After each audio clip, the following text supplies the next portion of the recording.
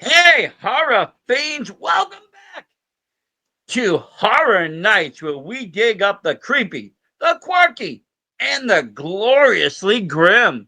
Today, we're heading back to Ludlow, Maine for the sequel that's wilder, gorier, and way more unhinged than its predecessor, Pet Sematary 2 from '92. Directed by Mary Lambert, who helmed the first film. This Stephen King adjacent tale takes the cursed burial ground and cranks it to 11.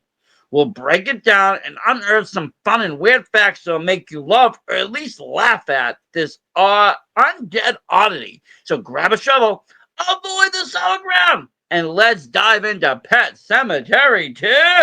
Story starts with a bang. Jeff Matthews, played by Edward Furlong, fresh off Terminator 2, watches his actress mom, Renee, get electrocuted on a movie set. Ouch! He and his dad, Chase, a vet played by Anthony Edwards, move to Ludlow to start over. Jeff befriends Drew, a local kid with a mean stepdad, Gus, played by Clancy Brown. When Gus kills Drew's dog, Zoe, the boy's buried in the infamous Mac burial ground. Yep, the one that brings stuff back wrong. Zoe returns, creepier than ever, and soon Gus gets buried too.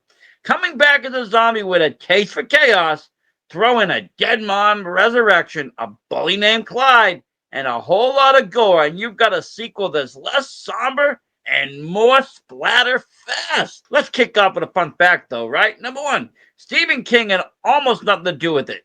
Unlike the first Pet Sematary, which he wrote and scripted, King gave this one a hard pass. He's credited for the world, that creepy burial ground, but the story's all Mary Lambert and the writer Richard Oughton. King later said he didn't hate it, just thought it was too different. So it's less a King tale, more bonkers riff on his ideas. Think fan fiction with a budget. Weird fact number two, Clancy Brown's zombie Gus is a total scene stealer, and he loved going nuts. Brown, known for the Shawshank Redemption and voicing Mr. Krabs, plays Gus as an abusive jerk who comes back as a deranged vegetable. Obsessed psycho.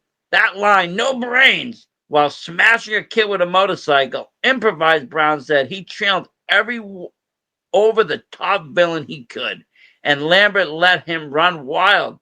The result? A zombie you kind of love to hate. Fun fact number three, Edward Furlong was a last-minute casting coup. Fresh from his T2 fame, Furlong was a hot commodity, and the studio nabbed him to boost the sequel's appeal. He was only 14, rocking that floppy hair and angsty vibe. But here's the weird part, he almost didn't do it because he hated horror movies. Lambert won him over by promising to be fun scary, not soul-crushing like the first film. Good call. His brooding Jeff anchors the chaos. Weird fact number four, the gore god dialed way up and freaked out the MPAA. The first Pet Sematary was dark but restrained. This one, Bloodbath City. Gus skins a guy with a drill, Renee's zombie melts faces, and there's a dog mauling that's pure nightmare fuel. Lambert had to trim scenes like a longer bully death to dodge the NC-17 rating. She later said she wanted it gross and funny, not just grim, and fans still cheer those practical effects. Here's fun fact number five. The soundtrack's a grunge times capsule, with Nirvana and Alice in Chains ruling '92. Pet Sematary 2 leaned into the vibe. The Ramones didn't return. Sorry, no Pet Sematary Redux. But you get tracks like Love Never Dies by L7 and Moody Score by Mark Governor. It's so early '90s, it hurts. And Edward Furlong's flannel practically screams Kurt Cobain. Perfect for a teen horror flick. Weird fact number six. Renee's electrocution scene was real. Well, sort of. Darlene Flugel, who played Jeff's mom, got zapped by a rigged prop during her death scene. No, she didn't die, but the crew used low-voltage sparks to make it look legit. And Flugel said it tingled like crazy. They shot it in one take because she refused to do it again. Talk about commitment to the craft. Fun fact number seven. The burial ground got a glow up. In the first film, it's creepy little pile of rocks. Here, it's a misty neon lit hellscape with swirling fog. Total 90s excess. Lambert wanted to feel otherworldly, so they pumped in dry ice and colored lights. Fun bonus, the crew nicknamed it Disco Death because it looked like a rave gone wrong. Digging that never looked so stylish. Weird fact number 8, it flopped hard but found its tribe. Pet Sematary made just $17 million on an $8 million budget. Not a disaster, but it's no hit either. Critics trash it. Robert Ebert called it sickening violent, and it got buried under bigger 92 releases like Batman Returns. Yet VHS rentals and cable reruns turned it into a cult fave. Fans love its campy gore and Gus's antics, and still a Halloween staple. Sometimes dead is better on rewind.